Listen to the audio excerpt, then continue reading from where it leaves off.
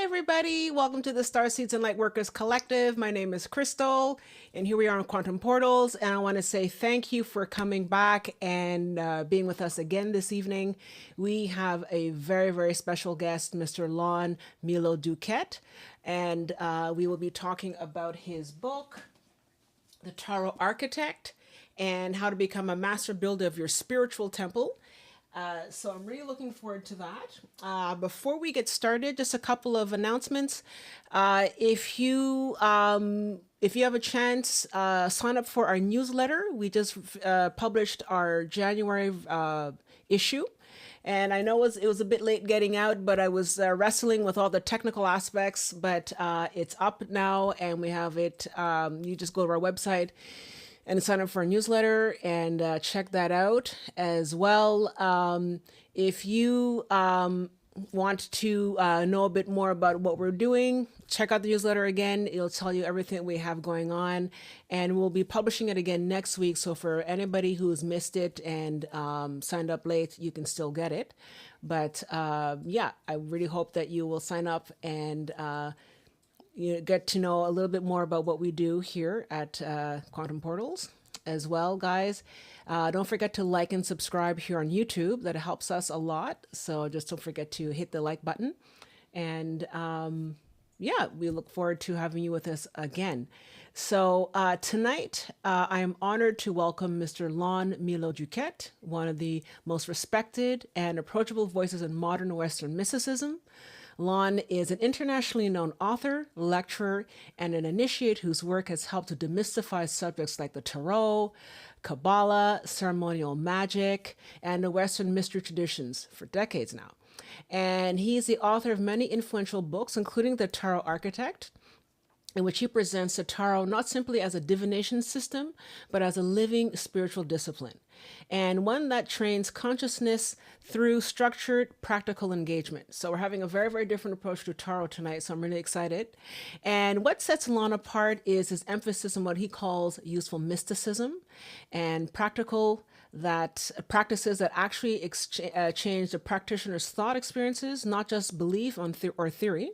His work bridges the traditions of Tarot, Kabbalah, astrology, and Western ceremonial magic while remaining grounded and humorous and deeply human. And so today we'll be exploring the Tarot as an initiatory path, one that builds inner awareness, discipline, and self-knowledge over time. So without further ado, I'd like to welcome Mr. Lon Milo DuQuette. Hi, how are you doing? I'm doing fine. You said it all. I you just I don't have to say anything. I'll just nod my head and say, yeah, Yeah. that's it. All right. Thank you very much. Thank you. That's perfect. So, I think that if people are here on the channel, they have, I mean, maybe not obviously, I mean, where we have a lot of people that are aware of the tarot. And I think that a lot of people have, I mean, it's not everybody. I mean, I've worked with the tarot myself and I was introduced to it as a child, but I think a lot of people are coming from a bit more surface level in terms of the tarot. A lot of people just see it as a divinatory system. And I think what's important and what's interesting about your book is that you're offering a very, very different perspective about how it can work spiritually. Did you want to, I guess, first start off? How did you get involved with the tarot, and then how did you get involved with the tarot from a spiritual perspective? Sort of the back door of my very basic kind of interest in Kabbalah, Okay. and I've always been sort of a mystical kind of a kid, just Okay. because it wasn't hard work, Hmm. and I spent my life trying to avoid hard work. Okay. And no, I've always been sort of a mystical guy. Even in the crib. Hmm. Once I started to, I'm going to digress here. I told Okay. you No this. worries. We have all night. No worries. Uh, just when I was starting to be a toddler Mm-hmm. and walk around, okay, I was, you're still an infant and you don't really have a language to think in. Mm-hmm. You haven't learned a language, and so you still have uh, like infantile uh, baby thought patterns, okay? And baby thought patterns are really weird, okay? Mm-hmm. Okay. They're because it was just, a couple of weeks, a couple of months ago that you were off. Mm-hmm. You weren't conscious, you weren't self-conscious, or whatever you were was not in this dimension. Okay. Okay. I like, was I off before I was on? Okay. And we all have that. We all have those infantile memories and stuff, but we lose them as soon as we start to walk around and be influenced by the objective outer world, and then we learn language, and the more we learn language, the more we're, in a sense, the more we're separated from ourselves. Oh, that's that, and it's not me. Mm-hmm. Yeah. There's a story in Genesis. I'm digressing on a digression Don't here. worry. There's a story in Genesis where one of the first things that uh, God has Adam do is name all the animals Mm-hmm. and all the plant. He names things, and that naming things or seeing what's going on or being aware of what's going on, you might think, well, I'm educating myself. Yeah, you're educating yourself, but you're also uh, reinforcing the sense that that's not me. Okay, it's separating things. Nouns are a step down in consciousness. Mm-hmm. But anyway, most of us lose that once we start toddling around and stuff. And but as soon as I started to toddle around, and we're talking 1949, I was born at 48, 49, 50. That was right at the height of the polio Okay. epidemic. Okay, Mm-hmm. and I had a pain in my leg. Okay, just as soon as I was standing up and they're helping me walk, I had a pain in my leg. They thought it was polio. They took me to the doctor, and it wasn't polio. It was a bone disease called Perthes hip. It's called, and there's no cure to it. And the only treatment is put the kid back in the crib and hope it goes away. Oh, wow. Okay. Right. Because a certain percentage of people, of children with that, it does go away. Okay. They grow out of it. But if they're not immobilized, the bone just grinds it Okay. grinds it to pieces. So, Mm-hmm. and I liked being immobile. It shows what happened with later on in life. I was born to be sedentary. Okay, Okay. Now we know. and as a matter of fact, it was doctor's orders. They said if this boy's not sedentary by the time he's 21, he needs a desk job. So, And, but anyway, and it was comfortable enough. We were just a working class family in Long Beach, California, and my crib was in my parents' bedroom, and all day long, I could more or less be unsupervised, just staring up at the ceiling. Okay, and I wasn't lonely. I didn't need, Mm-hmm. and I would drift in and out of consciousness about every 20 minutes. Okay. So I didn't sleep through the night and wake up all day. Okay.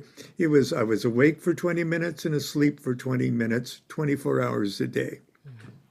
So the difference between dream and these pre uh, pre-birth memories, I couldn't tell the difference. Okay. Even if this is wonderful, and I would think about that question that I just asked. Hmm.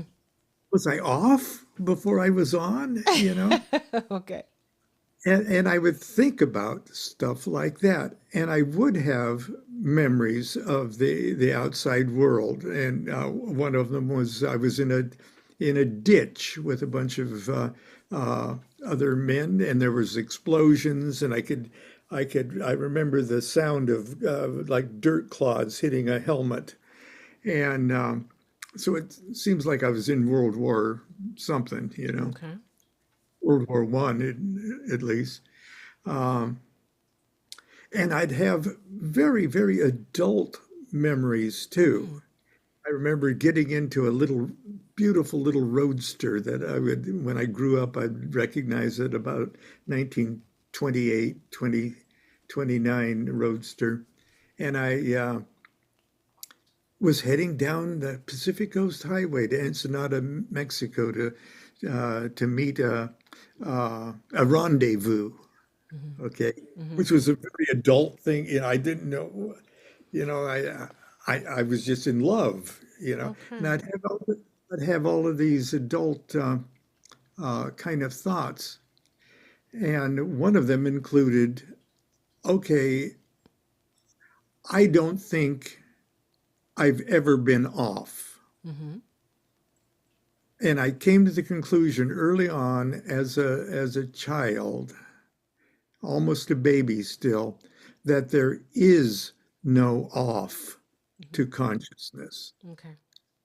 Okay. And I may not have a center that from which I observe my onness, but I'm always on. Hmm. And that was a pretty weird, Yeah, for a kid. yeah. So I've always been like that. And I did outgrow it. By the time I was like 14, Hmm. I could more or less walk without crutches and Okay. stuff. And but my folks took me to church. They were Methodists, Hmm. okay, but they didn't know what Methodists were. You know, they were Hmm. Protestants. You know, Hmm. uh, but I went to Sunday school once we moved to Nebraska. Went to Sunday school, and I couldn't believe that grown-ups think like this. You know, the story about you know you were born guilty of something Hmm. and you know Jesus needed to like almost commit suicide or his father killed him to help pay for this thing I'm guilty for that I know very well I'm not guilty for anything. Exactly. You've got to be joking, you know? And my dad was a geologist. And so he took pride in knowing about the formation of the earth and things in terms of billions of years and things like he knew about the stars and stuff and uh, so in Sunday school they said I had to believe that the whole thing was made in 6 days. Oh, Dad says it takes billions of years, you know. Hmm. I just couldn't believe that grown-ups thought this way, and I certainly wasn't going to fall for a childlike belief in Hmm. any of this stuff. This is a digression, isn't it? Yeah. But did you at some point become exposed to the tarot? Like, did anybody in your family, for example, No, when I was growing up, I had my mother who was always doing the tarot on the side, and I sort of was like, oh, what's that? And I learned it that way. I don't know if you had something a similar experience, like an aunt, like a funky aunt, or your parents, you know? I had I had an aunt who was a beautician. She had a beauty shop in Long Beach, chain smoker. And even when I was crawling around before I could walk, we'd go visit her, and I'd be walking or crawling around her floor. And she had a magazine rack. And in that magazine rack, she had these little fate magazines. Oh, okay. I remember that. Yeah. And she also was a member of the Rosicrucian Order Ah, okay. Amorc. There we And go. I didn't find that out till much later. Okay. But those little fate magazines Hmm. with flying saucers Yeah. and ghosts and reincarnation and Hmm. stuff, funny little pictures and stuff. And later on, I would write for Fate Oh, magazine, which really? Okay. blew my Interesting. mind. You know. But not much. I just knew that I was an atheist that believed in God better than anybody else. Okay. Okay, that's interesting. But it seems that your earlier experiences that you were talking about seem to be, if I may, if interpreted, is sort of like you were seeing your past lives. You're sort of seeing Yeah, some past lives, and so that's kind of interesting that as a child, you're having these experiences and you're seeing, what, especially like, the dirt hitting the helmet and all that kind of stuff was definitely in and out of past lives. And it's kind of interesting because it also shows that there's a sort of a fluidity in time, isn't there? Because like, I mean, you're here as a child, but then you're moving off into different timelines. I mean, yeah. we're digressing for sure. Well, the wonderful part of it was I did as I was experiencing it, I was experiencing it in what I felt like was now. Hmm. Okay, it didn't feel like I went back into any kind of a past. Okay. It was like, oh, this is happening now. This is Hmm. part of me now, even. And so that's where the fragility of the concept of time, Hmm. because well, as we know, time is a fragile thing, Hmm. and it's only because of uh, the limitations of our three-dimensional uh, uh, idea. We're sort of trapped uh, in a lesser dimension. Okay. Uh, there is no time as we think of it because it's always a now, Yeah. always now. Not that there isn't reincarnation and things like that, and that we think, well, I was in the past, I was this, and in the past, I was that.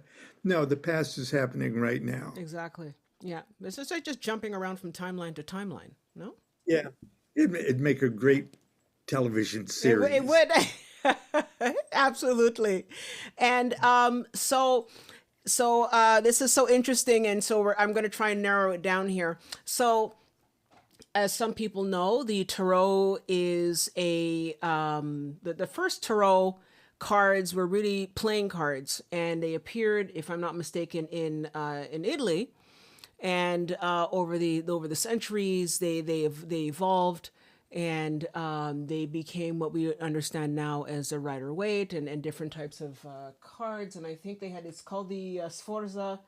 I actually have an earlier version of what the cards used to look like, and they were made in the Golden Tarot, the Visconti Sforza deck. And so that's very interesting in terms of like being cards being used as a divination. But one of the things that we wanted to discuss tonight is the idea of the tarot actually being used for spiritual development. Now, just to sort of give people a small introduction, we have stuff like high ceremonial magic, which is used for personal development. Then there's practical magic. And I want to make that distinction because people sort of look at that as the same thing, but it really isn't. And if I understand correctly, the tarot falls more in line with the higher ceremonial magic.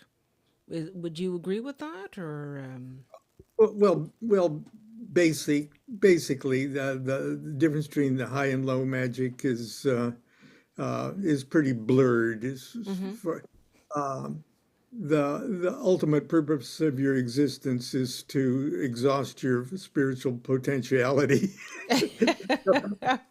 No matter what that is, Okay. Crowley calls it your will, Mm-hmm. Um, but yes, here's the thing. Tarot cards, and I talk about it in the book. And Mary Greer, the great tarotist, Mm-hmm. Mary Greer wrote the introduction to my book. Who um, it did start as a game, Mm-hmm. okay, and it didn't have 78 cards. As a matter of fact, the what we call trumps or the triumphs or the trifoni, um, sometimes there were 60, 70 cards, Mm-hmm. okay, and it was a game like bridge. Mm-hmm. And then there was other games that evolved out of or evolved to be playing cards. Okay.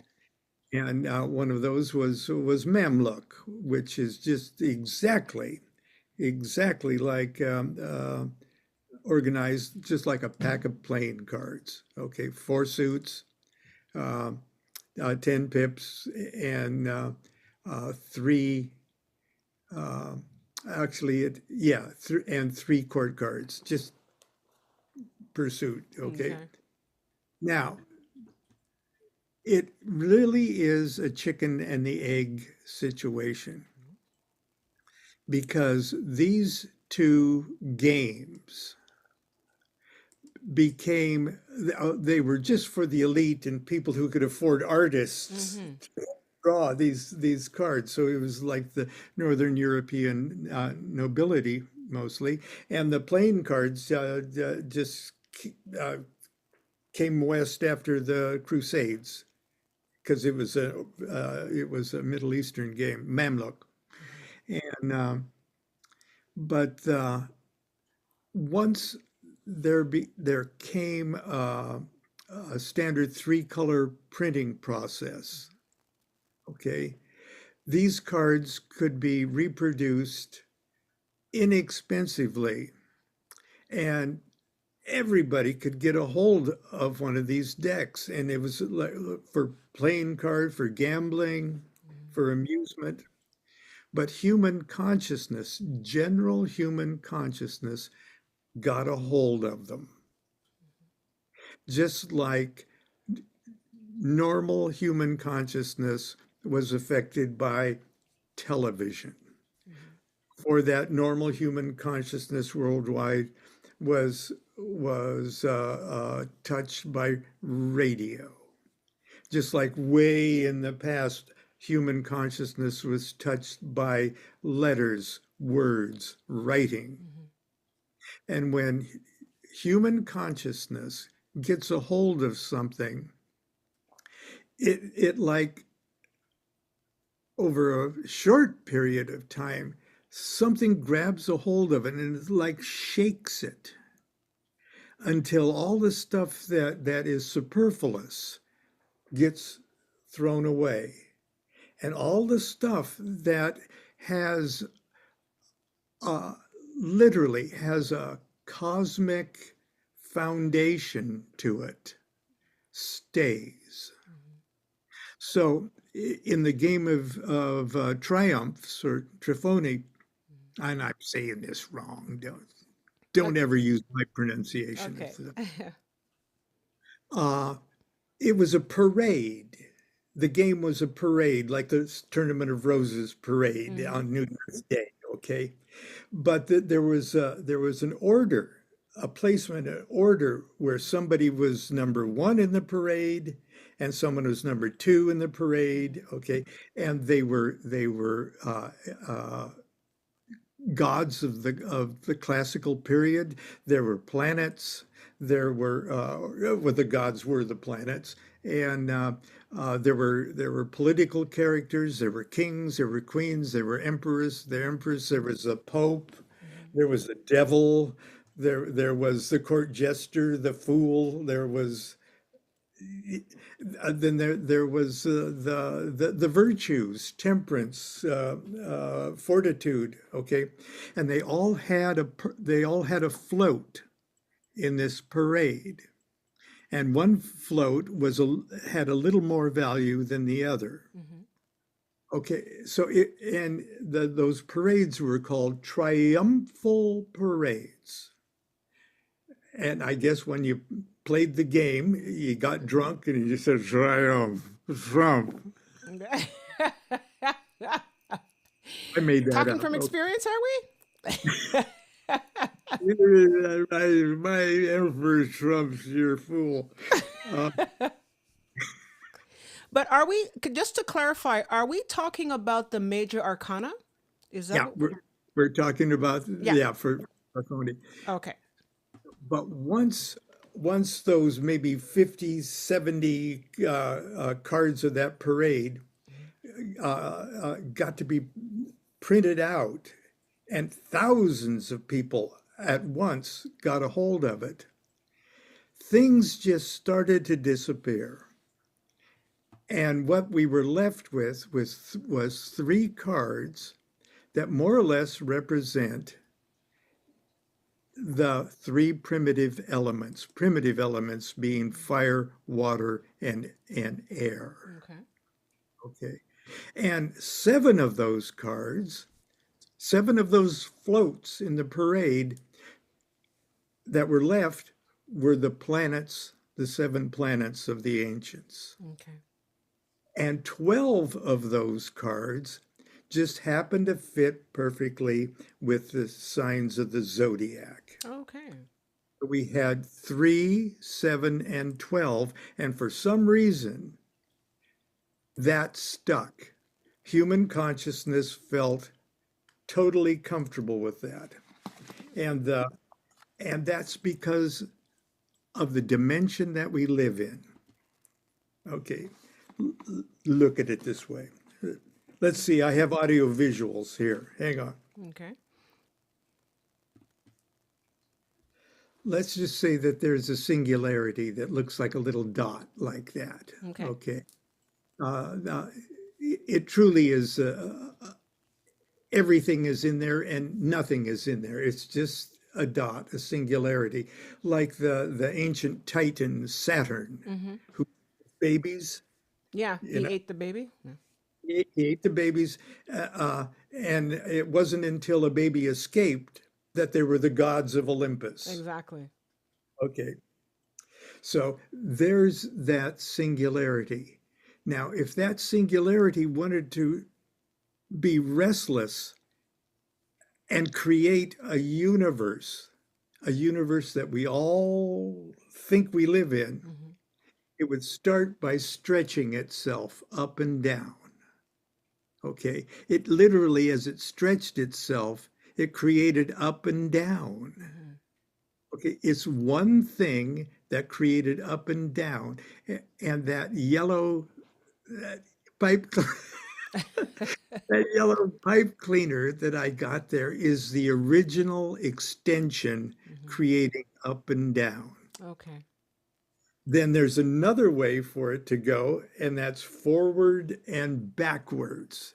It extended forward and backwards and created before and behind. Okay. Okay. Then it stretched left and right and created left and right. Mm-hmm. Okay. And that created 6 walls. Okay. Okay. That's the cube in your book, I think. You have a cube that you have in your book, I think, right? We'll put those guys in there because what they do is create this cube. Mm-hmm. Exactly. And that inscrutable above the abyss Saturn is right in the middle, Mm-hmm. and it creates the 6 walls, which are the 6 other planetary spheres, Mm-hmm. which created duality, opposites. And that could be seen as those 6. So those are the 7 planetary tarot trumps. Okay. Okay. And that cube creates 12 or 12 edges. Mm-hmm. And those 12 edges are the 12 signs of the zodiac or 12ness. Mm-hmm. The literally the dimension that we're in is dictated by 3, 7, and 12. Okay. 3, 7, 12, just like the room, square room that you're in. And relative motion within that space creates time. The tarot is assigned to those 3 primitive elements, the 7 planetary spheres, and those 12 edges. That's why it's stuck. They didn't lose any more cards. They didn't gain any more cards. Okay. It's stuck at 3, 7, and 12 because human consciousness just will naturally harmonize with the dimension that we think we're in. Okay. And what's fun about the tarot is there's beautiful little images, okay, that have tons and tons of other correspondences that go with them, Mm-hmm. okay? But it's easy for me to see the Fool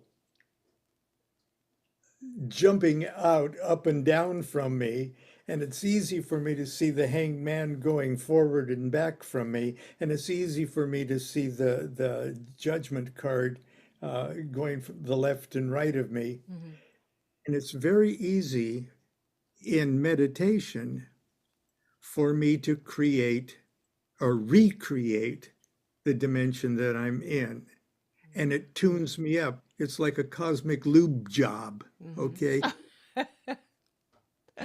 I like that. And organize, just the act of organizing your cards, in a sense, is like a major reboot. Mm-hmm. And like putting your tarot cards in perfect Kabbalistic order, Mm-hmm. in a way, you're pantomiming uh, uh, putting your universe in order. Okay. So if you put your tarot deck in order, just say, that's the way the universe really is. Mm-hmm. It's perfect. Okay. It's absolutely, everything's going just the way it should. You know, the universe is this well-oiled machine, but I don't think of the universe that way. Okay. My universe certainly doesn't feel so perfect Mm-hmm. because we have defective powers of perception that can't see the perfection. Okay. So you take a perfectly ordered tarot deck and shuffle it. Mm-hmm. And when you shuffle it, that's how you're misperceiving the universe. So Okay. how can you see how the potential of, oh, I could use that observation of my shuffled universe as a divinatory, as a fortune-telling device. Okay. Okay. And it's not because there's any kind of spooky devils or anything Mm-hmm. that are, Like a hocus pocus type of stuff. No. uh, uh, maybe you could look at all of that allegorically, you know, or but all oracles work because they're perfect. Just like you go for a walk on the beach or in the beautiful woods or something, and how many times have you, you know, just had some quiet time in a beautiful garden or something, and you come back with an answer to something that's been eating you. Oh, okay. It's like in beauty is eternal truth revealed, and there's maybe not for me, but for a mathematician, the harmony of numbers, which is exactly what Kabbalah is about, Mm-hmm. okay, is beautiful. Okay. and truth is revealed in that beauty. And the tarot is almost the easiest shortcut to starting to attune yourself with that beauty of perfection, Okay. because that's how you really are. Mm-hmm. And if the only thing that you do perfectly during the day, putting a deck of tarot cards in order, you did something, okay? Okay. And that has to have some kind of an effect. Okay. But But the oh, sorry. But if we sort of get back, so we were talking about how the tarot started as a game, and I think it started in Milan, Italy, if I'm not mistaken, and worked its way through the centuries, and then became a parlor game, and then started to have the divinatory aspect to it. Now, more towards the 19th century, you have schools like the Theosophical Society, which is more sort of like Eastern based, and then you have the Hermetic Order of the Golden Dawn, and you have the builders of the Datum, and the Kabbalah, obviously based in Jewish tradition, begin to influence how the tarot is being used. Now, in my research for this for your presentation, it's the Hermetic Order of the Golden Dawn had a very, very instrumental role to play in introducing people to the tarot in terms of as a card, as cards in terms of divinatory. Would you say that it also was maybe the beginning of people using it also for the spiritual aspect as well? uh, I, in a popular way, Okay. yeah. In a general way, yes, absolutely. Eliphas Levi, uh, sort of pulled the tarot out of the mystical closet, Mm-hmm. and but yes, and they were the tarot as we know it, the 78 cards of the tarot, predated predated the Golden Dawn, Mm-hmm. but it was Levi uh, that first, at least publicly, suggested with a couple of little blinds, Mm-hmm. that the tarot was an expression of the Kabbalah. Okay. There's a tiny little book. It's the oldest, or at least arguably the oldest Kabbalah book written in Hebrew, Mm-hmm. called the Sefer Yetzirah, or the Book of Formation, or the Book of Creation. And it's really small. It's a tiny little pamphlet. You could just put it in the bathroom and read it. And it's the one that said, more or less, oh, God created everything in 32 mysterious paths. Okay. And those 32 are the 10 sephira, or emanations of the tree of life, Okay. and the 21 paths that connect those 10 sephiroth. Mm-hmm. And of those 22, they're broken up into 3, 7, and 12. 3 mother letters, 7 doubles, and okay. That is your table of contents of the tarot. Okay. And it really doesn't take a rocket scientist to be sitting there with a tarot deck, actually two kind of cards, the lesser arcana and the greater arcana, and go, oh, it's all in the table of contents of the Sefer Yetzirah. Okay. Okay, and and so Golden Dawn had every member of the Golden Dawn at a certain level draw their own tarot deck. Okay. and they were sort of given a model to work on. But they were required to work. How many hours does it take for each individual card? Okay. And every artist knows that when you spend that much time with a creation, Hmm. you're implanting it. Yeah, Okay. It's coming, it's in your soul, exactly. And and so even if you only spent 2 hours on one card, there's 78 of them. That's a big freaking meditation. Hmm. And not only that, but you've just implanted that tarot Okay, in you. got it. Okay.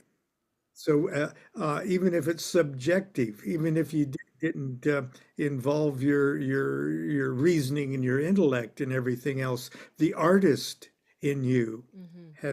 has placed it deep in your soul. Okay, And the BOTA required you to paint your own cards, okay. and that's I sort of use that same technique because I've got the Hmm. entire In your deck book, in yeah. yeah, and with coloring instructions. Now it's so far be it for me to tell an artist how to color something, Hmm. just like every one of those Hebrew letters, just like every one of those. Uh, they have a frequency of sound, so they've got a musical note associated with them, and 4 scales of color. So the color, Hmm. okay, here's an example of Okay, my 3 of cups. okay, Okay, now the 3, okay, is Bina on the tree of life number 3, which is black. okay, So see how this is predominantly black. okay. Okay, and it's got uh, well, it's got all these other things assigned to it, including 10 degrees of the zodiac, which it represents, Hmm. and a planetary zodiacal mix. This one happens to be Cancer and Mercury. So even the colors of every card have a vibration that goes with it. And this may be a B flat. It's got a note that goes with it. I Okay. don't know if it's B flat or not. But Yeah, because I know you mentioned in your book that because you have many different exercises that people can do in the book, especially with the cards, and that at one point you can actually sing a certain sort of tone yeah. and activate that. Did you want to just sort of go into that a bit, just so for people who haven't read the book yet, just to sort of talk a little bit more about the tones? Yeah, there's just as there's frequencies of color, Okay. okay, there are traditional, and I would be misleading if I said I knew exactly how they chose those notes, but for each one of the Hebrew letters.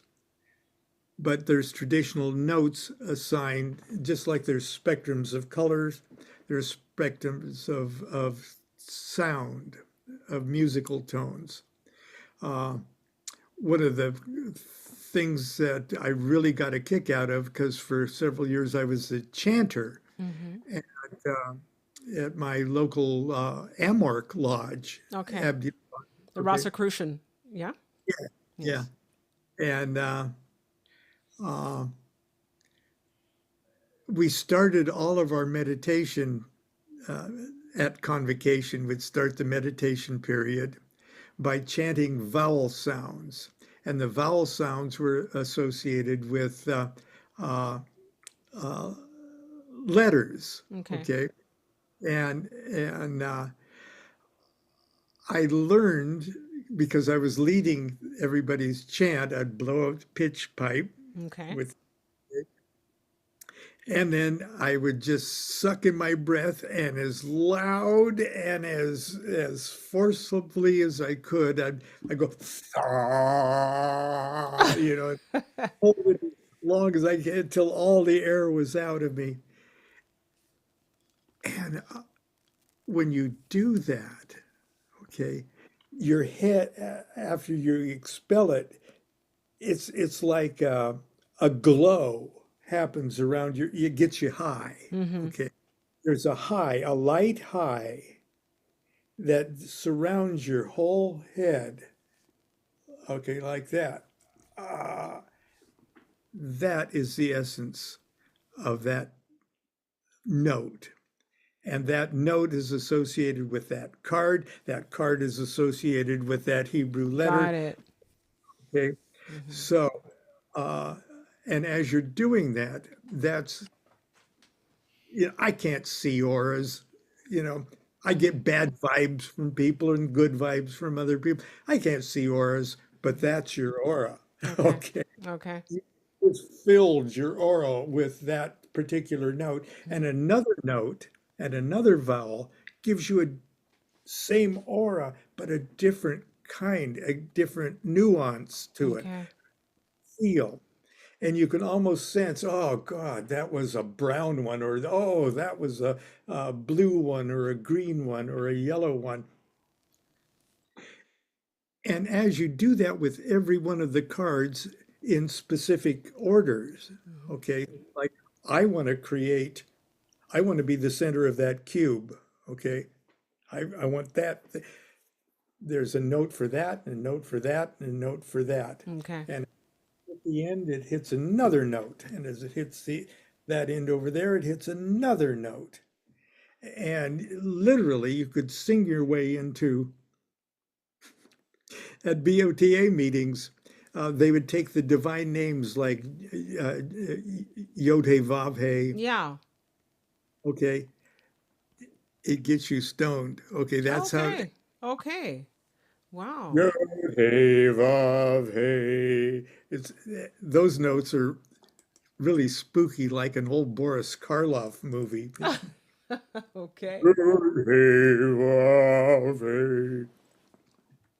And the Yod He Vav He is the one of the names of God, is it not? Or they don't say Yod He Vav He, they say Adonai, I think. Because I remember you were talking about that in your book, and I think many people who are of the Jewish tradition have a tendency to not want to say that name out loud, if I'm Yeah, not well, mistaken. You know? uh, it depends on how you interpret the word ineffable. You can, uh, it's so holy that it's nice to hold things sacred. Mm-hmm. That's the whole purpose of secrecy in magical orders. It's not because you're trying to keep the information secret. Mm-hmm. You're just you you respect it so much. Yeah. You don't want to just spoil it with your lips and spit and stuff. Yeah. Okay. Okay. Uh, but Yod He Vav He first appears in Exodus. Mm-hmm. Okay, as a God name, and not before. It's not the God of creation. It's not the God of that created the heaven and the earth. It was a specific kind of God. Mm-hmm. A four letter name that only uses three letters. Okay, the hey at the end is repeated, and it has all sorts of wonderful mystical virtues to it, and it's why there's four tarot suits. That's why Okay. there's four uh, uh, court cards per suit, Mm-hmm. and that's even why there's 10 pips, because 1 plus 2 plus 3 plus 4 is 10. And the 10 pips is the minor arcana, if I'm not Yeah. mistaken, right? Right. Okay. So the Sorry, go on. well, if you learn your tarot Mm-hmm. in an organized way, you're automatically learning Kabbalah. Okay. And that sort of leads into my next question because I can see by some of the people in the chat, I think some people, poor Lawrence, he feels it's over his head. I'm so sorry, Lawrence. But I think what I'm understanding is that it helps if you're going to be using the tarot as more than just a divinatory, you know, a divinatory I guess, a divinatory object, then, like, I mean, you can, I guess, if you could do an introductory into the Kabbalah, would you say that, because I think that's sort of what I got from the book, is that there was a lot of talk about the Kabbalah. And I responded to Lawrence and I said, well, if you can just sort of get an introduction to the Kabbalah. I mean, obviously not, because the Kabbalah is like you could study it for the whole lifetime and not completely fully get Yeah. the full gist of it. But I think that, and this is why I mentioned the Order of the Golden Dawn and the Builders of the Advaita. I mean, even the Rosicrucian Order as well. And we had Mr. Dr. Hugh McCaig, who came to our show last year and gave us introduction into the Rosicrucian Order, and we talked about many of these elements. But I think that what I'm getting is that in order to have a full understanding to use it effectively, it would help if you had some level of understanding of the Kabbalah. Like me and I said, just read about it just a little bit. You don't have to spend your whole life, living it, but to have an understanding of that, I think would give you, I guess, an understanding. For example, knowing the 22 names of God, like the 22 Hebrew letters, that would maybe help as well. So little things like that can help you to, I guess, gain a foothold, so that when you want to now take it to the next level, meaning how to use it for your own spiritual evolution, having that background would help. Am I making sense? Absolutely, absolutely. And if you will forgive me plugging another one of my books, Yeah, no, go ahead. uh, I wrote the introduction to Kabbalah that I wished that I would have read, Mm-hmm. and it's called The Chicken Kabbalah Mm-hmm. of Rabbi Lamed Ben Clifford. Okay. Okay. My father's name was Clifford, and Lamed is my LMD is my initials. Okay. Okay. I was so frustrated at what I can describe as sort of a snob factor where Kabbalah was concerned. Uh, that when I started to teach Kabbalah at my Monday Night Magic class, every year it would get, I would get goofier and goofier and goofier. Okay. And I thought up all sorts of funny gags that sort of explain the whole thing, not only painlessly Mm-hmm. but funny. Mm-hmm. And so I invented my own rabbi so I could quote myself. And I wrote the Chicken Kabbalah of Rabbi Lamed Ben Clifford. If you don't accept my own self praise, Mm-hmm. read the reviews of it. Okay. If you don't sort of laugh your way into a basic understanding Mm-hmm. of practical Kabbalah and an introduction to Kabbalah as a tarot, Mm-hmm. read the Chicken Kabbalah of Okay. Rabbi Clifford. Okay. Okay. Because I do have a comment here from Serviceman. While it doesn't require a deep dive, it seems to deserve more than a superficial exploration. I think you're talking about the Kabbalah. If it is worth thinking about at all. And I think that it's important to say that unless you've read the book or unless you have understanding of the tarot, even as a divinatory device, you are going to have to, if you're going to be doing the work of trying to have a better understanding at a spiritual level how the tarot can help you, you are going to have to put the work in.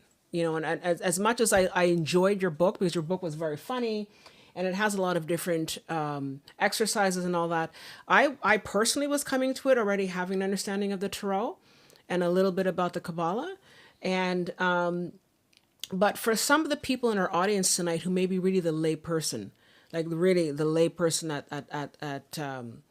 a really fundamental level, what would you recommend for them to do? So they can read the Chicken Kabbalah, but is there anything else that they can do that they can say, I can now use this, I can now use the tarot to be an architect of my spiritual life?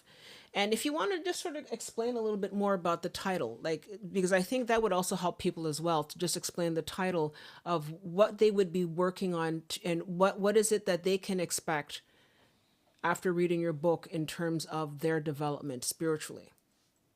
Well, you're right when you said it's something, or your listener said that it's something that you're going to have to put the work into, because it's something you become and not something that you learn. But there is no Kabbalah is not a book. There's no book of Kabbalah that you can turn to like a scripture. There's lots of Kabbalistic books and a lot of books written Kabbalistically, including the Torah and the Pentateuch and normal scriptures. But the idea that if you look hard enough at anything, you'll eventually see everything. Okay. What we think of as traditional Kabbalah is people looking hard enough at certain scriptures and even if the scriptures weren't written or have gone through a million translations and corruptions and things like that, still you've said, okay, I agree. If you look hard enough at anything, you'll eventually see everything. Okay. So that's where the Orthodox Kabbalah comes, and you've got to give respect to somebody that's on that discipline. Okay. Okay. But because there is no Kabbalah books per se, we are forced to get like a preliminary education. Paul Case of the Builders of the Adytum wrote a series of monographs called Tarot Fundamentals, which is a nice introduction to. Okay. So that's good. And so guys, I just wanted to just let people know, the Builders of the Adytum is also a school, a spiritual school started in 1922, Mr. Paul Case. And I'm just going to put it up here for you guys to sort of see. And it's then in this school they have an introductory, you said, to the tarot. Is that what you're saying? So they can use, okay, so I think that would help. So you can take a lot of what we're talking about tonight and look into that. Yeah. I took the BOTA lessons for like 3 years. Okay. I think they're still they're still around. Yeah, they're still around. Yeah. And I really I can't say enough good about the BOTA lessons. They give you a good, healthy respect. They oblige you to do your own tarot cards, things like that. Paul Case he was dead by the time I joined, but Ann Davies was doing the local lodge work, and it's sort of sort of an incarnation of the Golden Dawn. Exactly. But he used to be a member, if I'm not mistaken, Paul Case was a member of the Hermetic Order of the Golden Dawn. And for people out there, a lot of times when you think of the Hermetic Order of the Golden Dawn, we automatically put in, Aleister Crowley, and then we just sort of, and that's the end of it. And that's not it. It had a short life, but Aleister Crowley himself was also a member of the Order of the Golden Dawn. And I think, if I understand correctly, there's a lot of infighting. And as a result, because of all the infighting, he went off and did his own thing, and he called it Thelema. And so he's basing Thelema on the Order of the Golden Dawn. And then Paul Case has also created the builders of the Ditum on the Golden Dawn. So the Golden Dawn really spawned a lot of information for people. And like I said, it's tonight we're really, briefly going through some of the ideas and topics behind the tarot. So we're not doing a deep dive at all. Like, we're just sort of, really skimming through very carefully. But if you are interested, guys out there, I would definitely look up the builders of the Aditum. And you can also read the book, The Golden Dawn by Israel Regardie, I think. He also wrote a book about the Hermetic Order of the Golden Dawn. And Yeah, as it's a well. thick one. Yeah. Yeah. Yeah, and there's active classic Golden Dawn orders in existence in the States anyway. The Chick and Tabby Cicero have a ongoing Golden Dawn, and they sort of use the authority of Israel Regardie. Who was both Crowley and Exactly. Golden Dawn too. And there's several very active organizations that do Golden Dawn initiation ceremonies and things like that. But the study information is available just for everybody. Absolutely. Yeah. And which is a good thing. If it wasn't for that, who knows if it would have died out. Yeah, exactly. But I mean, I'm glad it didn't, because I think that it can really serve, and I think especially now, I get the impression that people want to have a little bit more of an understanding. I think that we're starting to sort of got to the edge of this whole sort of the AI and all that kind of stuff. And I think that people are looking for much more in-depth, much more substance, because right now with the AI and all that, we're not really getting, we're getting a sort of a facsimile of reality. And it's really, it's pretty scary. And I think when you look, and I can only just sort of, this is my opinion. You're more than welcome to give your opinion as well. But I think that people are looking for something a little bit more substance oriented, and looking back at the older stuff and looking at the real roots, because a lot of those orders go back to the roots of the different knowledge that you can gain from these different understanding, like the mystery schools and all that. But so I think it's really going to become a lot more attractive to people moving forward, especially now. I don't know, how do you feel about that? Absolutely. We're sort of in the best of occult potential for education, and the worst at the same time. The AI. Don't get me started on AI. Yeah, I know. Let's not go there. But a lot of it that we've been enjoying, the liberty of thought and literature and such, even that is in danger. A whole lot of things get lost during dark ages. Exactly. No, for sure. And and this is as close as I've seen my understanding of history of the last 1,200 years. This is dangerously close to the dawn of Yeah. a dark age. Yeah. And if there was if I was asked to take a couple of things to a desert island Exactly. to keep the light of the mysteries, I would take a deck of tarot cards. Mm-hmm. I would probably take Lao Tzu's The Tao Te Ching Mm-hmm. and uh, a good cookbook for coconuts, or I don't know, a Coconut million souffle, how coconut to make, muffins. how to make a veggie burger out of Exactly.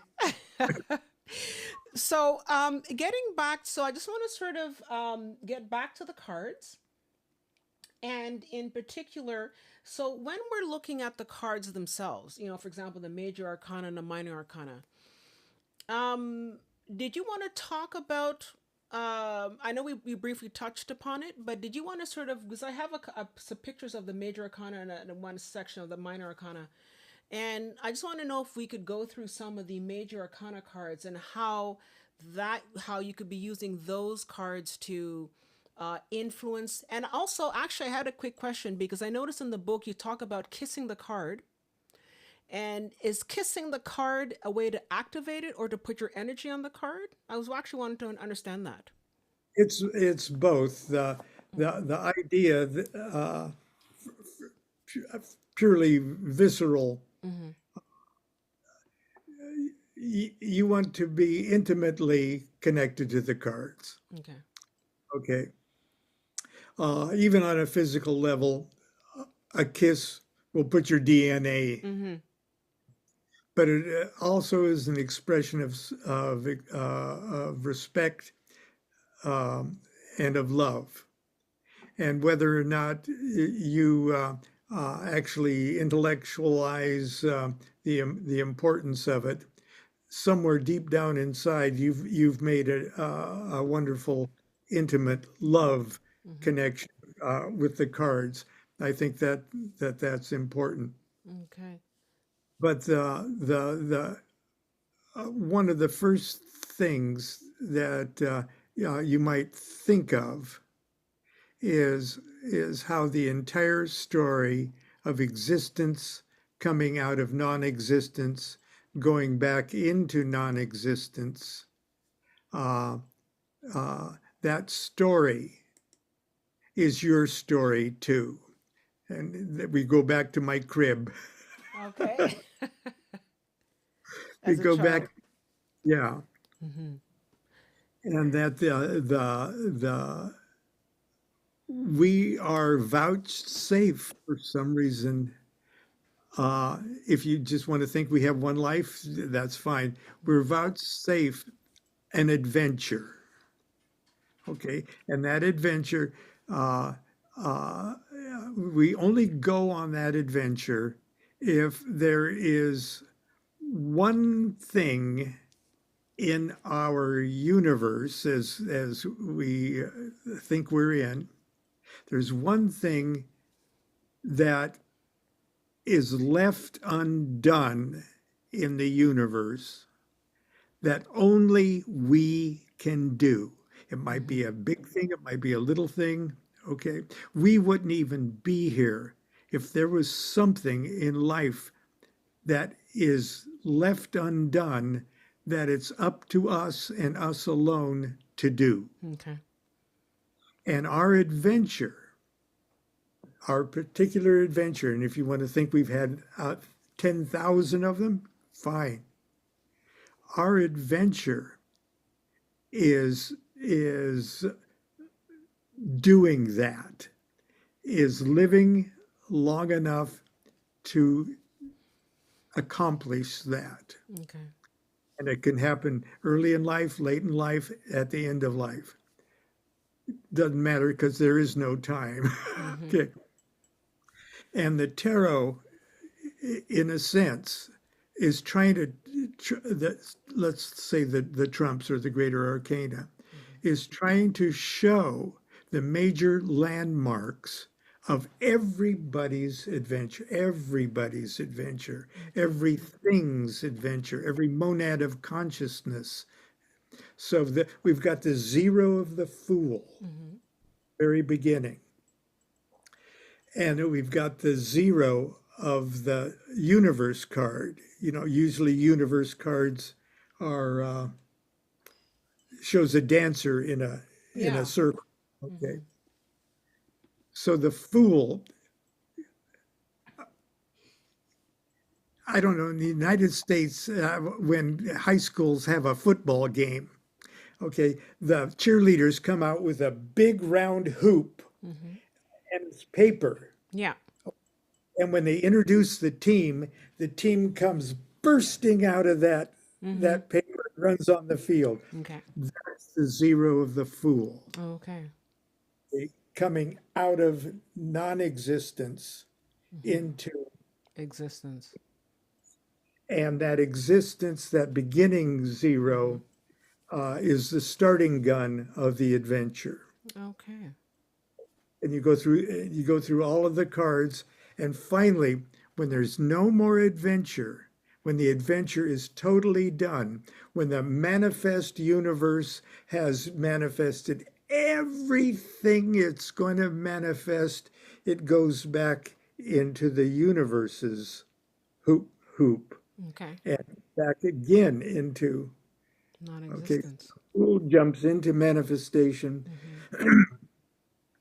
And after manifestation has exhausted, it's done everything, it goes back into it. Okay. And the more you get excited about new discoveries in quantum physics and things like that, Okay. and people talking about, oh, there's multiple Big Bangs. Okay, there's the Big Bang and the Big Crunch and things like Yeah. you go, oh yeah. Okay, yeah, that makes sense. That makes sense. And I do have an interesting question here from Serviceman One. And he says, so how can we use the same tarot to reorganize our own universe or experience the perfection as design? Did you want to answer that? Just start doing it, okay? The more you play with the cards play with you. Okay, there's no difference between the card stock and the paint than the cosmic principles that they represent. So start just playing with the cards. Okay.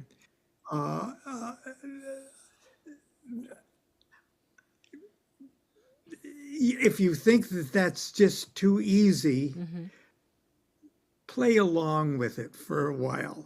Okay. Yeah. Play with the cards, and the more you play with the cards, the more they play with you. Some of them will almost immediately fascinate you.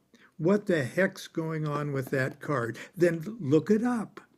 Look it up. Okay, meditate on it. Okay. The cards, you don't learn the tarot teaches you. And that's one of the reasons that I say start by actually kissing your cards. Okay. Okay. Okay. And so I wanted to ask that question because I wanted to make sure that I had and I wanted to make sure I covered some of the questions that people were asking. But if we go back to the cards themselves, did you want to go through some of the cards and just sort of quickly, briefly, some of the cards I have here, like the Fool, the Magician, like all the other, like everybody up until I think 22 here. Did you want to maybe talk about some of them and, maybe talk about how some of them work in your life? Or maybe we can talk about how, actually, I do have a quick question. When when they say building your own spiritual temple, when it comes to meditation, how do you meditate with the tarot cards? And if I might tack on another question onto that, is what kind of meditation do you use to work with the cards? How can you then use the meditation or the cards to, let's say, to build the life that you want, like to sort of build your own sort of, I want to have this type of house or this type of partner, all that kind of stuff. Can I use the tarot to sort of bring that into manifestation? I suppose you can, and I suppose you already do. It's almost the tarot is almost an aid to recognize what you're doing, what you have to do, what you need to do, what you're obliged to do, and give it form and meaning in the same way that we all live in a house. Let's say we live in a brick house. Okay, we enjoy life within that house. But the walls that keep us warm and keep us protected, they're also made of individual bricks, and those individual bricks have to be like perfectly formed, and then there's the wood part, which is different. And there's some parts that hold up things, and the virtue of the stress and things like. Every tarot card has its own particular function, and the 22 trump parts, when they're projected on a tree of life, actually represent little forms of intelligence. Okay. The Sefer Yetzirah actually calls them intelligences, and in a sense, they're like an alternating current that bring the influence of a level of consciousness above them down to a level of consciousness directly below them, and vice versa, like an alternating current. It's almost an electrical force. And the idea that you can the characters in a Shakespeare play aren't just characters of meat people, okay? They're concepts, they're ideas, okay? But we understand the interplay of those ideas by watching a Shakespeare play and the interface of the characters. Does that make sense? Yeah, The, yeah. So like the tarot, so like the different types of archetypes, that are represented in a Shakespeare play, you can sort of see, how they represent one type of person or one type of aspect of personality. Is that what you're right. referring to? So when you start playing with the tarot, it's like you're playing with Romeo and Juliet and Oh, Henry okay. the Okay. and, To represent certain aspects, I guess. right. Yeah. And Okay. then you get used to them. You get comfortable with them. You see how they interplay. Okay. You um, and then you go, oh my God, that's really a heavy thing. When it's just not Hamlet going to be or not to be, you're thinking, oh my God, he's talking about existence. Okay. He's going through my crib meditation. Is it better to suffer the slings and arrows? So just start. Nobody understands a Shakespeare play the first time they see it. It's hard to listen to. It's you can't follow it, and after a while you get into it. And the second time you watch it, you go, oh, Okay. Exactly. So as an analogy, you get to sort of understand a little bit more and a little bit more. But so right, basically, by playing the tarot, it gives you, by playing it and by understanding it and taking it in at an energetic level, not just I mean, yes, there's physical cards, but the physical cards have energy, and it's that energy exchange between you and the cards that allow you to sort of have, I guess, sort of like an interpretation of the world, that what you're going through in life, that sort of thing, in a I'll, way. I'll give you an example. When I was taking the BOTA lessons, you're given 2 weeks and you have a little monograph that you study. The first card that you paint is the Fool.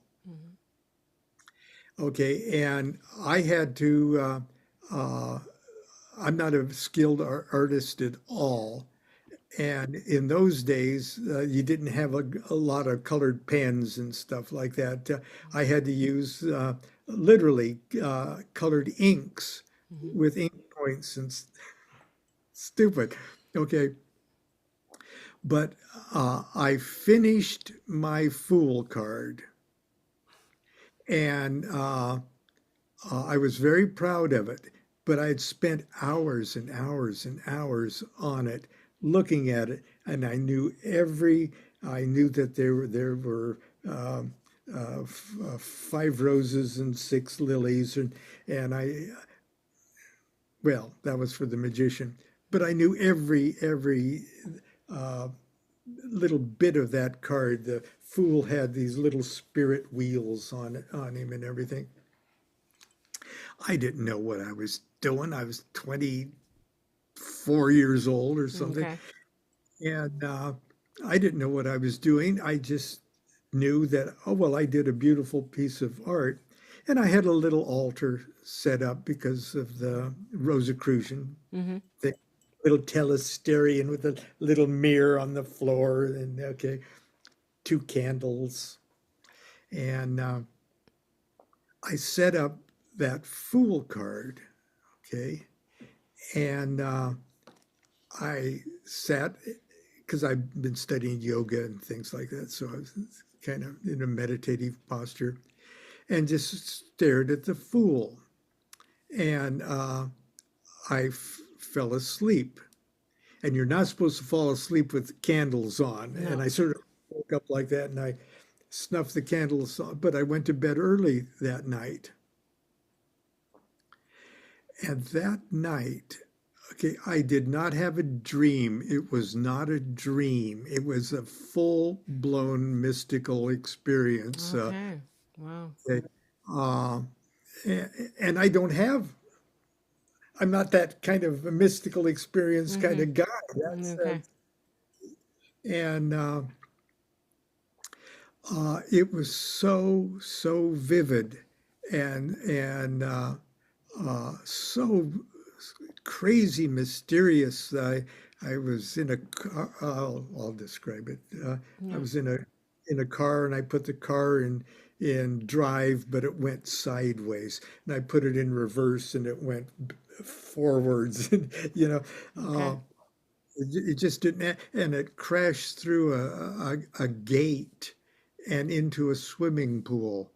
And the swimming pool was filled with soap suds, and I got out completely naked, covered with feeling clean and soapy, And there was a parade of these fanciful, whimsical elves characters going.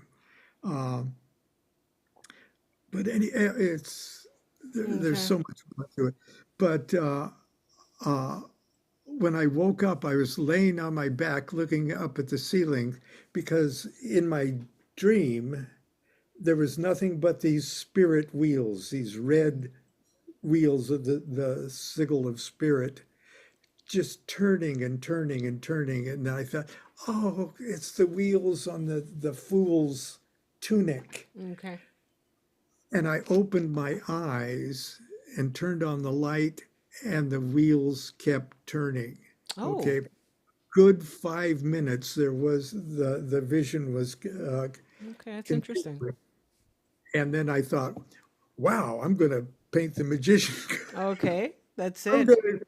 going to set to work and do the magician card next. This is wild stuff. you That know. is, especially if the wheels are still kind of turning. Yeah. That's kind of weird. I Yeah. do have one quick question here from Serviceman One, and he's just blunt, and he says, "So how can we become master builder if we want to delve into it?" And he says Uh, he's been playing tarot for over 50 years. So the question again is, how can we become the master builder if we want to delve into it? Did you have?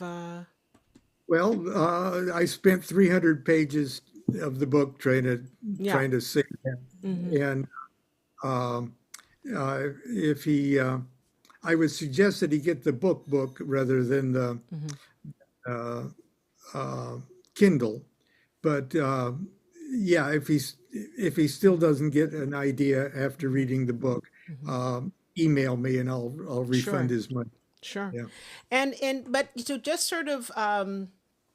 to sort of quickly go through it in terms of being the master builder. So can I, for example, when I'm like, for example, when you were looking at the card of the Fool, you were seeing the wheels turning. Did you get any kind of like it, can I think my question is, can I look at the different cards? And that's what I wanted to do, but I sort of jumped around and I went into a different direction, so I apologize. But can we look at certain cards and look at the certain cards, for example, like if we have the Magician or the Fool or the High Priestess, is there something that I can do when I look at the High Priestess to, does the High Priestess card influence me in a certain way as opposed to, let's say, the Strength card or the Hermit card? If we could look at some of the cards and sort of take it from there, if that's okay with you. Well, the you got to remember each one of these. Let's see if I can Yeah. find a tree of life here. You know, my wife doesn't like Kabbalah at all. Oh no. Okay. She's very uh, she likes to think of things in terms of uh, she cuts straight to the chase, Okay. mystically speaking, uh, and doesn't like to say, "Oh, you throw everything up against the tree of life" and things like that. Mm-hmm. But I do. Okay. That. There's a tree of life. Okay, this is Okay. that's a tree of life that card that comes with my tarot deck. Okay. Okay, now I sort of have an idea anymore. Okay, Mm-hmm. uh, why each one of those cards? There's the Fool card. Let's see. Mm-hmm. Are you seeing this right side? Yeah, we're seeing it. I also have a picture of it as well. So, Okay. yeah. See, that Fool goes from 1 to 2. Okay. Okay. Can you see he's kind of leaping, Yeah. leaping from the So this is singularity? just to clarify for everybody, the pictures that we're seeing is from the tarot deck that Mr. DuQuette created himself with his wife Constance. Is that right? That's right. Okay. So that's what we're looking at. Okay. This one. It's got the Exactly. Fool. Tarot of Ceremonial Magic. Sorry, can you show that again? I just want, sorry, I didn't. Oh, yeah. Okay, perfect. Okay. It's the Tarot. Let's see, Mm-hmm. where is it? Tarot of Ceremonial Magic. Okay. Um, the Fool is the, you can look at the Fool this way. He's the only tarot card. Okay. Everybody else lives inside the Fool. Okay. And when you got the lesser arcana, there's 4 aces. Mm-hmm. All the cards of each suit live inside their ace. Okay. And those 4 aces are the Yod He Vav He of the Kabbalah. That we Okay. okay. Okay, because I do have something here where I have the 4 worlds of Kabbalah, and they are talking about the Yod He Vav He, and it's showing the earth, which is the pentacles, air, which is swords, water, which is cups, and fire, which is wands. Is that? Correct. Yeah. And one of the meditations. Okay. Okay. Now that we've gone off of that, because everything's connected to everything. Yeah. Okay. If you sat in the chair you're sitting in Yes. right now, Mm-hmm. Okay, you can reach down, you can pat it. Yeah. Okay. If you you can smell it, uh, you can knock on it and hear Mm-hmm. it, everything else. That chair and everything else around here that Mm-hmm. we can see, knock, smell, feel, is in the world of pentacles. Okay. Okay. Mm-hmm. It's in the world of pentacles and that is the last hay in Mm-hmm. Yod Hey Vav Hey. Exactly. I'm showing that right now. Yeah. Okay. Okay. Now, if you closed your eyes and imagined the chair that you're sitting in, okay, and imagined that the design for it was in somebody's mind down at the factory, Mm-hmm. okay, uh, the chair still exists, but it exists as an idea, Okay. okay, and that idea is the world of swords. Okay. Okay. Now, the Kabbalistic names of those are the physical chair is in Asiya. Yeah. It's not a pun. Mm-hmm. Asiya. And the idea of the chair is in Yetzirah. Yeah. Yeah. Okay. So the chair is a material object, Mm-hmm. the world of Asiya, and the idea is the mental pattern of it. Mm-hmm. And that mental pattern was in somebody's mind. Mm-hmm. That somebody's mind could be termed an angel of the chair. Okay. There's the chair. The idea is the angel of the Mm-hmm. chair. Okay. But where did the angel get the idea? So that is the next step up, Mm-hmm. or the world of cups, Mm-hmm. or the Bria. bria, the world of soft cheeses. Mm-hmm. Uh, it's like if there was a Thomas Edison of chairs. Thomas Edison, uh, supposedly invented everything in the 20th century, kind of thing. If the person that actually said, or the entity, or the intelligence that said, people got to get off their feet. Mm-hmm. Your feet are going to explode if you don't sit Mm-hmm. down. Okay. The idea of people having to rest their butts, that's the archangel. Okay. Okay, the archangel people is the general thing. Mm-hmm. Now, that archangel could be a big force, like one of the four forces of nature, electromagnetism, Mm-hmm. okay, strong force, weak force, electromagnetism, and gravity. Mm-hmm. The chair would be gravity. Okay. Okay. All right. That archangel, people got to get off their feet, gives directions to the people that work for him. A whole bunch of angels. Okay. There's angels. There's angels. There's an angel for every idea of every kind of chair. Okay, so there's millions of those angels. Mm-hmm. Okay, and there's multiple millions of the actual chairs. Okay. But the idea that people have to get off their feet Mm-hmm. is one big idea. That's like an angel, and Okay. that is the world of cups, Okay. and the first hay of Yod Hey Vav Hey. Mm-hmm. And at the very top, which is the real one, Mm-hmm. there is just the general universal concept of rest. Not particular rest, not specific chair ideas, not chairs, but just the idea of rest. Like the Hindu idea of pralaya, where the entire existence itself has to just take a day off every once in a while. Mm-hmm.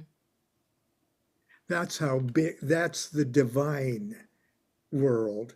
That's the world of Atzilith, okay, Mm-hmm. or uh, Absolute, yeah. Archetype. the That's the fire wands, I think, right?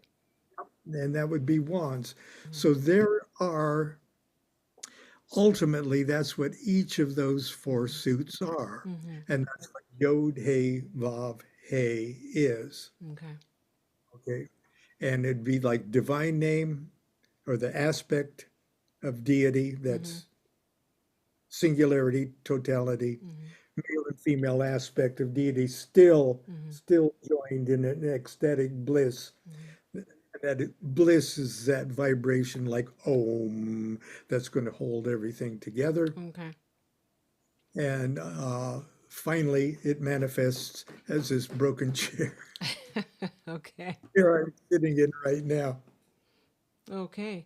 So if I understand it correctly, and and I'm just sort of taking what you've said and trying to sort of I guess condense it and crystallize it to make it sort of easy for people to understand. When you look at the four worlds of Kabbalah, and you look at the Yod He Vav He, and we're looking at the earth pentacles, the air swords, the water cups, the fire. If I were to sort of look at that and say, well, how could I use that concept to organize my spiritual aspect, but also my world? In some ways, I would think to myself, well, if I want to solve an issue, let's say I have an issue at work, I can't get something done, or whatever. Would I, for example, look at the earth pentacles and say, okay, this is where I'm at right now? And then I could then, focus on what outcome I want to have with the air swords. And Well, then the you could water could be, I guess, in some ways, what I could put into action. And then the Atziloth, which was the final, would be how to bring it into manifestation. Am I you got reading to too much turn it into it? around. Bring it into manifestation would be probably the pentacles Oh, the pentacles. or Okay, okay. to bring it into manifestation. The first thing you do if the right now what you did Mm-hmm. describing that question Okay. is sort of describing the answer. Okay. Okay, Okay. and first of all, the tarot allowed you a vocabulary Okay. to use to ask that question. Okay. Familiar are with the tarot, the Mm-hmm. more each of the cards become a message in and of themselves that Okay. have different meanings compared to the question that you've put to it. Okay. Okay, Exactly. uh, so I'm terrible at reading my own cards. Mm-hmm. I'm just awful. Oh, really? I Okay. oh, oh I gee. love reading my own cards because I know that when I was especially sort of like true revelation here, I would date a guy, and then the guy wouldn't call back, and I'd be like, oh my god, what's happening? And shuffling the cards and trying to find out what happened. And all that sort of stuff. But I remember what I remembered when I was doing the tarot, and maybe it's more to do with the writer of the books. Like, for example, when you would get a card and you would read up, like you look at the book and you sort of say, okay, the tarot book, and you'd read up about what it means. Now, obviously, it's the writer who's giving an interpretation of what the card means.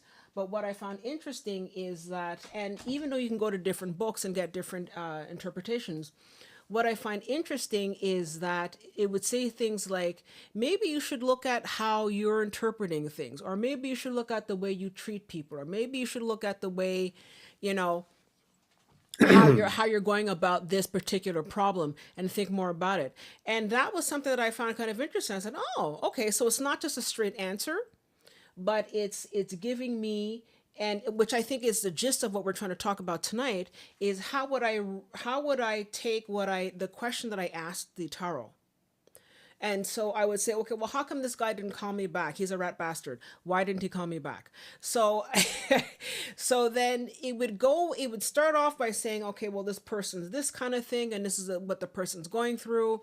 And as you're going through the different, like when you do either like a 10 spread or a Celtic, spread, that sort of thing, you would get different expressions, and it's not just the answer, but it's also a lot of things leading to the answer. So for example, if there was another woman there, it explains why the other woman is there and how you can look at it differently and, protect yourself, blah, blah, blah, blah. So I think what I'm getting in what we're talking about tonight is that, let's say I wanted to, for example, focus on the High Priestess, and on the High Priestess card, maybe I could use the High Priestess card to, and it's actually, I see the pillars in the back there. I think that goes with Kabbalah as well, but that's another story for another day. But I think that what I would do is I would look at the priestess card and say, what kind of insight, if I sit and I meditate with the cards, the priestess card, or the lover's card, for example, if I sit and I meditate with those cards, would that give me insight into how I should maybe approach this relationship differently? How, is it? And I think that's sort of going back to Serviceman One's question of, how do I use these cards to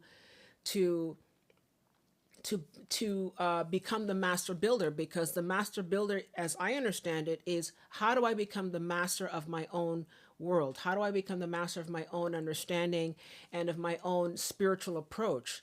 And how can I use the cards to do that? And from what I'm understanding is that I can use these cards and to focus, and they can, I can have an exchange, if you will, with these cards and giving me insight. Absolutely. The thing is, you already know the answer. And I know that sounds like a cop out and everything else, but if you really have the question, if you really know, okay, experimental questions are going to give you an experimental answer. Exactly. You've got to really come to grips with what you really want to know. When I read tarot cards for people, I spend the first at least 25 minutes finding out what the real question is. Oh, okay, I understand. Yeah. And that makes sense. That makes sense, because I think that, so let's say if I'm using the example of like, why didn't this guy call me back? That sort of thing. What I would notice is that, because I usually do my own cards, is that I would get the sort of the basic answer. But then what I'd notice is, because I'm obviously like I'm obsessed. Like, how come he didn't call me back? What's happening?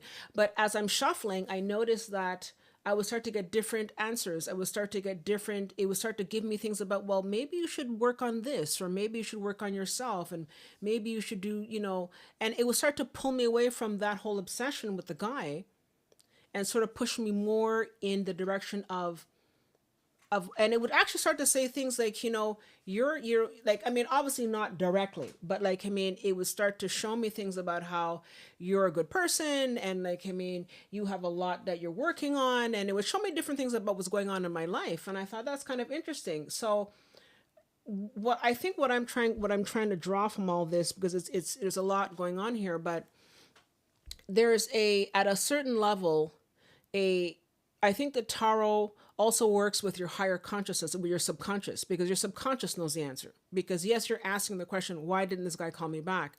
And I may not know at a conscious level why the guy didn't call me back, but at a subconscious level, the tarot allows me to tune into that, and then put certain cards on my path, as it were, to be the master builder of where I go from there. Am I making sense? I couldn't have said it better myself. Okay. when you really come to grips with what the question is, the answer is screaming at you from every place, Mm-hmm. all around you, Mm-hmm. and if you're ready to receive the answer, yeah, all you have to do is get out of your own way Mm-hmm. long enough for you to hear the answer. Okay. The any form of divination, Mm-hmm. to use it as divination, is just a trick to get out of your own way long enough to hear what you already know. Mm-hmm. And even if it is circumstances that you're unaware of that you Mm-hmm. couldn't possibly know, like someone else, no, theoretically there are no hidden circumstances, Mm-hmm. and you are infinitely more psychic than you think. Oh yeah, but you know what though? I had this situation where I was like, "What's happening with this guy?" And my mom at the time, I mean, she's since passed, God rest her soul. But I remember we were both asking because she was very good. Like my mother was like, she was psychic. Like she'd do the tarot and she could tell you what you had for lunch, that kind of thing. And I did it, and we both came up. And I actually not only did I do the tarot, but I also used to at the time do playing cards, like just regular playing cards, and I would get certain answers. And we both said, and I remember speaking with her, and I remember saying, Ma, is it me or there's always a whole bunch of people and everything? And I remember saying to myself, I said, but that's weird. And when I sat there and I sort of really sort of focused on, because I could see visually what the cards were, but I started to get impression that there was a wedding and that this guy wasn't calling me back because he's getting married to some other woman, and my mother saw it as well. So I'm gonna have to say no, you can see certain things because I definitely saw that, and my mother saw it, and we were like, what the hell? And it turns out, I found out later on that this guy was, married to some other lady. I mean, oh my god. But that was so crazy. But so it did allow me to access my higher self. But I think what I remember after asking those questions, and what was interesting is that the cards, when I would ask it again, because sometimes I would get obsessed, it stopped answering. It would stop answering, and I would ask about, John or Jack, whatever, and it would completely give me something else. And I think that it's interesting that it says, you know what, it would say, okay, well, you now should focus on your job. You should be focusing on this and that. So when we're coming back again, circling back to this question of how I can use it as to be a master builder, in that sense, it helps you if you put your trust in it.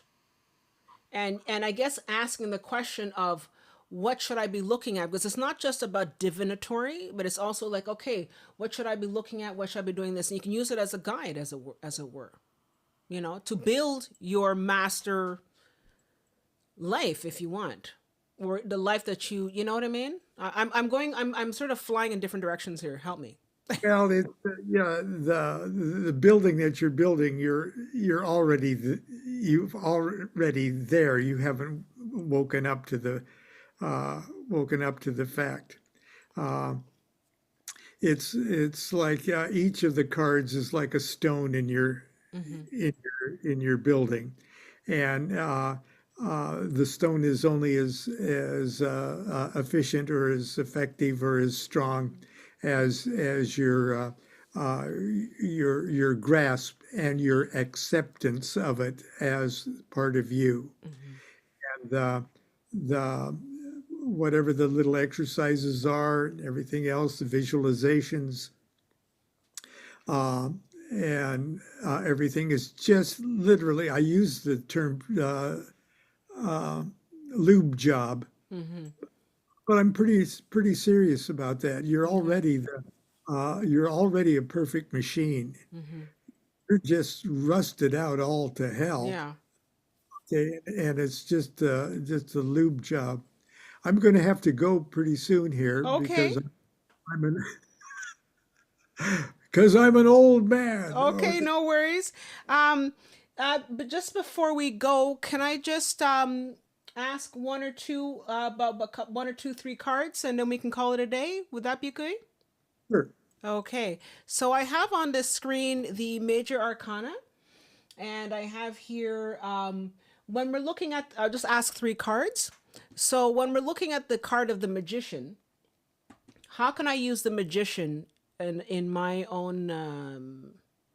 I'm wondering if I'm asking it correctly, but how could I use the magician card in based on what I was saying before? Like, how can I use it to? Well, it's your focused attention. Mhm.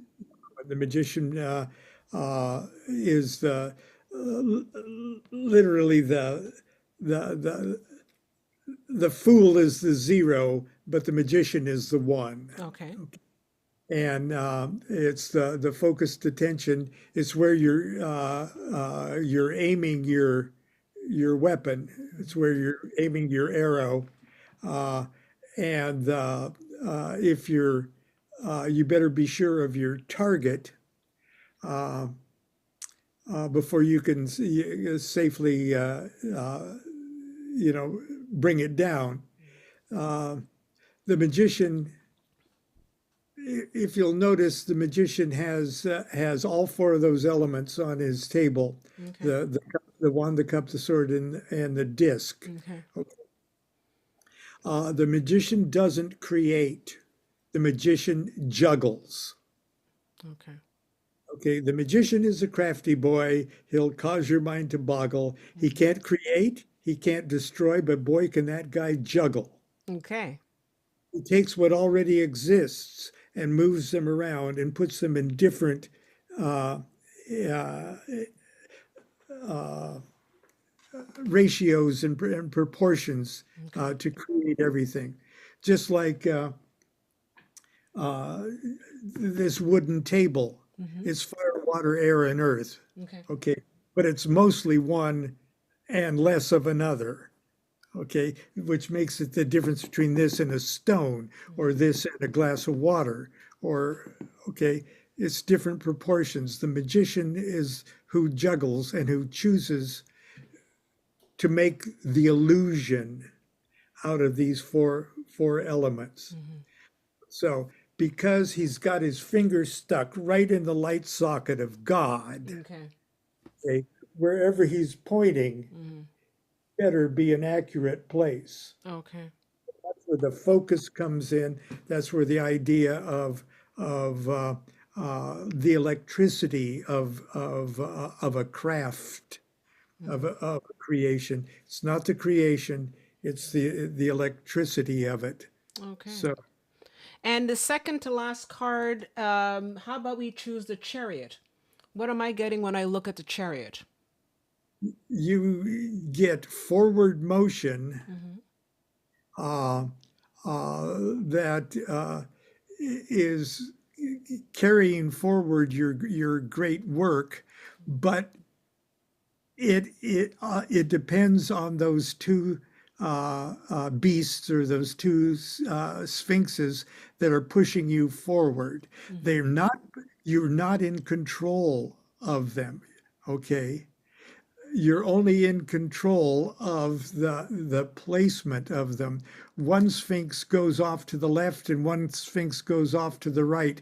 But if they're both balanced, Mm-hmm. okay, this one pulling left and this one pulling right Mm-hmm. is going to move you forward. Okay. You don't have the reins, but you're the delivery person. You're the DoorDash person delivering the Holy Grail itself. Okay. All evolving life Mm-hmm. is poured into that Holy Grail itself, and you don't even have control of the reins. They've got to be equally balanced, the dark and the light, and then you pulled forward. Actually, that path goes across the abyss Oh, from really? from Okay. 5 to 3. Wow. So Okay. And last but not least, the moon. What am I getting with the moon? usually illusion. Okay. Things aren't the way they appear. It's not that they're bad nor good, Mm-hmm. but they're usually not the way they appear. Mm-hmm. Just like the light of the moon is reflected light. Nothing is coming from it. Okay. And again, you've got that that dual thing. There's two pillars. Yeah. Okay, there's a path that goes right in between Mm-hmm. those two pillars. Mm-hmm. It usually means depending on kind of your question or what Mm-hmm. your it could mean things aren't the way they appear Mm-hmm. at first, and secondly that there's a bit of madness involved in like the word lunatic. Mm-hmm. Luna. Yeah, Yeah. it's sort of like, oh, this is a wild, kind of crazy, uncomfortable. Mm-hmm. Uh, so the the the happy moon card is the high priestess. Oh, the high priestess. Okay. And the high priestess, I guess, is more to do with more of more thinking, more internal, or is that the hermit? I guess, but the high priestess is more about. And you don't have to look at the cards Mhm. as singular cards. Okay. You can look at the magician and the high priestess as a couple. Oh, okay. Okay, and they give and you can look at of course, the emperor and the empress Mm-hmm. as a couple, and the child that the emperor and the empress uh, bear is the Hierophant. Okay. Okay, that's very interesting. Okay, well, definitely food for thought. And I wanted to just say thank you so much, Mr. DuQuette, for coming down and speaking with us. And I think I think we managed to sort of come towards what we were hoping to get, which was how we can use the cards specifically, especially the cards within your book. And I definitely see the importance of having creating your own deck as you have it outlined in your book, because it gives you that much more of a connection, a much more connected, and especially if you're painting and doing the colors and doing all the symbols and the sigils and all that, then it makes it that much more of an intimate relationship. Just one quick question: should you be gifted your cards, or can you buy your own cards? I've always heard like there's different schools of thought on that. You want to? Oh, well, if it's my deck, Mm-hmm. you should buy it. Yeah. You don't have to use them. You could just buy them. Okay, that'll be good enough for me. Okay, fair enough. But another reason that you're kissing your cards, Mm-hmm. I I keep is that once you've kissed your cards about 10,000 times, Okay. you don't want to give them away. Okay, there you go. Yeah, Yeah. that's true. Yeah.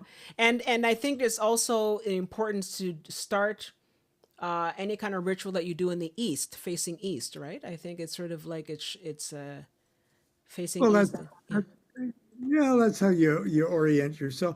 But there's reasons to face different directions when you start different meditations. Mm-hmm. Especially if you are working with the zodiac houses. Okay. Sometimes you'd start things in the uh, you could start things in the north or start things in the south. So Mm-hmm. in several of my meditations uh, in the book, you're facing different directions for different reasons. Okay, perfect. Well, I wanted to say thank you so much, Lon, for coming in. I really, truly appreciate it. I know you're someone who's in high demand and you are an expert. And I just wanted to say thank you for coming on our show. I really, really appreciate it. I want to just say, everybody, this is the book, Tarot, and the Tarot Architect, and how to become the master builder of your own spiritual temple. I think that we went over a lot of information today, but it's a doorway into many different ideas, and you're given a guide on how to make your own cards. And what I also like about the book is the fact that you have a lot of interactive exercises that you can do. And yes, it's interesting to sort of like read books and to sort of get a lot of the information, and that does help. But it also is nice to have the exercises that you can do in the book and that give you a much more tangible connection with the cards instead of just sort of like straight up, putting the cards out there. So that's what I really like about the book. And you can get it on Amazon. It's great. And I really, really enjoyed going through this book and learning a lot more that I didn't know about, especially with the Kabbalah included with that. So you get a lot of interesting Kabbalah connections with the cards and how you can use that at a spiritual level. So I wanted to just say thank you so much, Lon, for coming in. Thank you. I hope I didn't tire you out too much. But we had a good time, and I love your stories, and you're great. Thank you so much for being with us today. Thank you. Thank you, Crystal, very much. I appreciate it. Have a good night. Okay, thank you so much. And thank you, everybody, for joining us tonight. Don't forget to like and subscribe here at YouTube. And also don't forget to connect with our newsletter, so you can subscribe to our newsletter. And don't forget to buy the book. Okay, the book is great. And I think that by buying the book, you get a lot more information than what we covered tonight. We covered a lot, but I think that by getting the book, you'll have a lot more. You basically have a guide, your own personal guide as to how you can use the tarot to create and to structure your life.